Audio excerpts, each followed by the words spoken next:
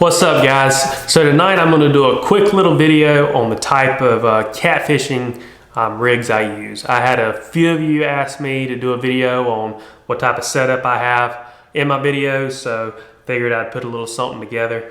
I've got 4 basic rigs that I use, and they all kind of just build on each other. I've got the Carolina rig, the Santee rig, I've got a suspend fishing rig, and then I've got a dragging rig. So I'm going to start off with the Carolina rig that I use.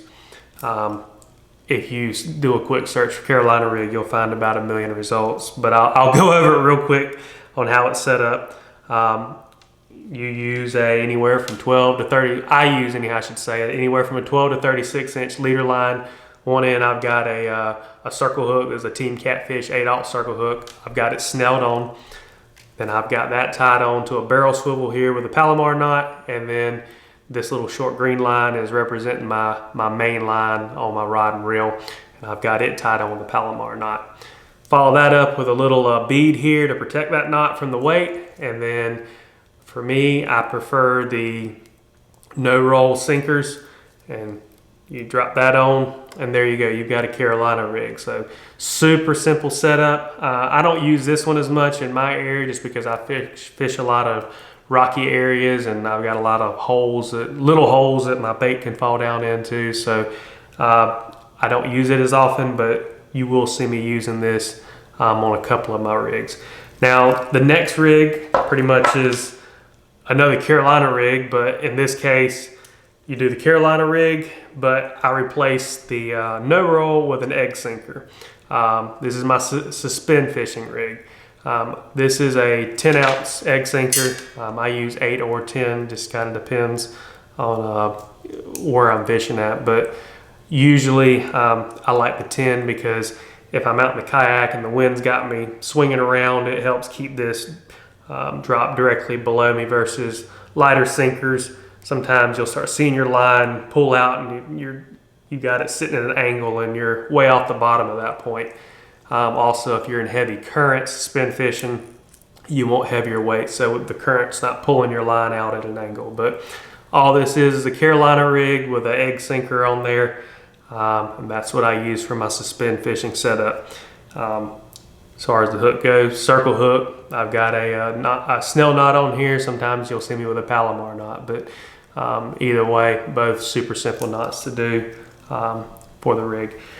Then the next thing I'm gonna show you guys is the Santee rig, which is another super common rig.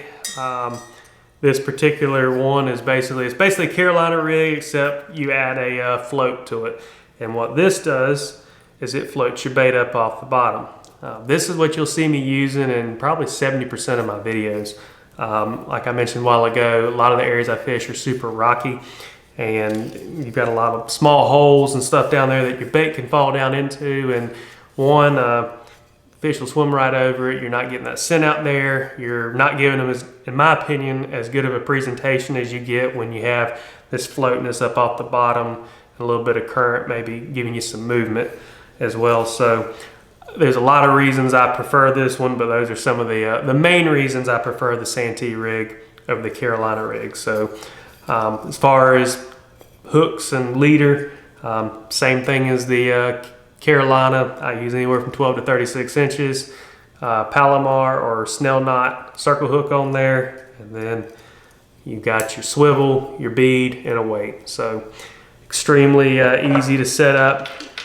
And then final rig is my dragging setup. And this one is essentially a Santee rig, except down here at the hook, you can see I've added some beads and a rattle. The beads separate the rattle from the eye of the hook, and then the rattle, as you're dragging along and this float is floating this up off the bottom, it obviously gives you some extra sound to hopefully attract some more fish. So fish comes up, he grabs it, beads keep him from grabbing your rattle, and then obviously the rattles giving you a little bit of noise. As far as leader, same thing, anywhere from 12 to, I wouldn't say 36, 12 to 24 inches is what I personally like. You get too long, you end up getting a tangled mess out there if you're not careful. Follow the leader up. You got a swivel on here with that bead to protect your knot. And in this case, I've got a sinker slider on here. Now you'll see some folks do a 3-way rig for their drifting setup. I like the sinker slider just because usually this is floating up off the bottom, so you don't have to worry about getting it hung up. But from time to time, your hook will get hung up. When you have this slider on here, it gives you the ability to let more line out, so this float can help hopefully float the hook out from wherever you're snagged. So that's why I use the slider. If you're not familiar with a drifting weight as well, the way this works is as you're pulling this along, this part's sitting on the bottom, and then your main line's pulling this up. So if you come up to a log or a rock or something, this is up above it, it drags it right over and it keeps you from getting hung up. And as far as the drifting weights go, I use Santee Drifters weights. They're made by Jimmy Smith. Cool thing about these, he makes them so this piece right here will break free with about 30 pounds of pressure. That way, if you do get the weight hung up, you might lose the weight, but you won't lose the rest of your tackle. So nice little feature, really great quality weight that he makes here. I do want to go over a couple quick things as far as what type of hooks and sliders and everything I'm using. Most of my hooks are Team Catfish 8-aught double action circle hooks. I've also started, where did it go? There it is. I've started using some of the Trophy Cat Tackle 10-aught circle hooks. I literally just started putting them on this past weekend, which I haven't had a chance to catch any fish with them yet. So we'll see how they work, but has some really good prices on them. And as far as visually looking at them, they seem like a great hook. We'll see how they perform, but just wanted to throw that out there. I do have a new hook I have started trying for my line. This is another thing I get asked as far as leader line. I use 80-pound leader line, and I get asked, why do you use 80-pound leader? And that's because I'm in such rocky areas. I've had some lighter test lines get cut off too easily when I've had fish on there. So I beefed up my leader line. Granted, you're probably going to lose your tackle when you use a heavier leader line like this, because in my case, I'm using 30 and 40-pound mono for my main line. But I'd rather lose some tackle than end up getting broken off when I have a good fish on there because he dragged me through a bunch of rocks. So that's why I'm using 80-pound leader for my main line. I primarily use Berkeley Big Game. This is 30-pound right here. I've got some 40 as well, and I've got one reel with 50-pound on there.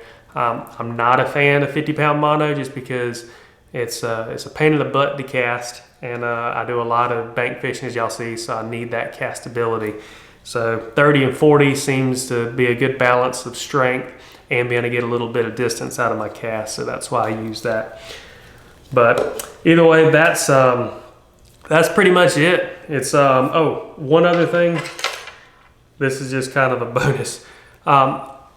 Anytime you're rigging up a hook, especially when you're doing these snell knots, make sure, I don't know how well y'all can see this on the camera, but make sure right here where the eye goes back in that is filed down if it's sharp. And I always keep a little hook sharpener file in my tackle box, but you always want to make sure that right there is not sharp. I've had some of those I didn't notice and they were sharp, and I've had fish on there and that fish gives a little bit of pressure and it cuts that line just like that, and you lose that fish. So always check that, speaking from experience here. But either way, that's pretty much it.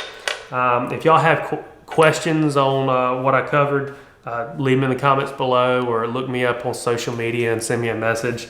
I try my best to explain it, but I'll be glad to, if there's something I missed, I'll be glad to try to answer your questions on it.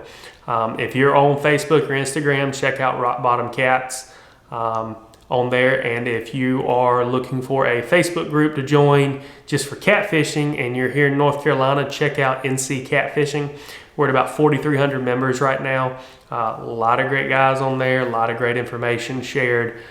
So feel free to stop by and send a request to join that, and I'll make sure to accept you. So either way, I appreciate everybody watching. If you enjoyed the video, do me a favor, hit the like button. And if you want to see more, don't forget to hit the subscribe button for me. I'll catch you guys next time.